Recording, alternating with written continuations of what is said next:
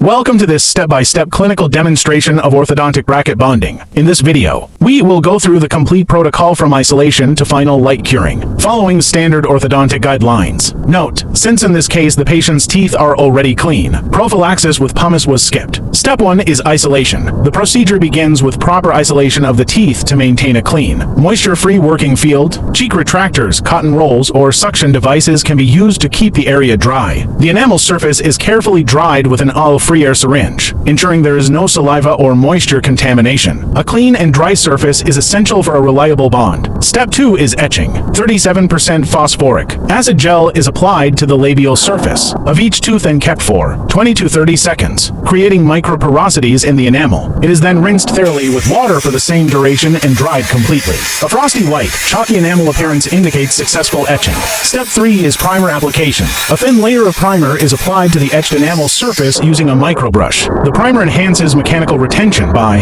penetrating into the enamel, microporosities, and also protects against early saliva contamination. Excess primer is dispersed with gentle air drying. Step 4 is adhesive application. Light cured adhesive paste is applied evenly to the base of each orthodontic bracket.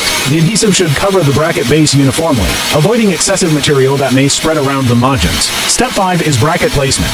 The brackets are carefully positioned on each tooth at the predetermined location, using a bracket holder or tweezer. The bracket is seated firmly onto the enamel surface. The clinician verifies the position in terms of height, angulation, and mesiodistal alignment, and any excess adhesive around the bracket base is removed before curing.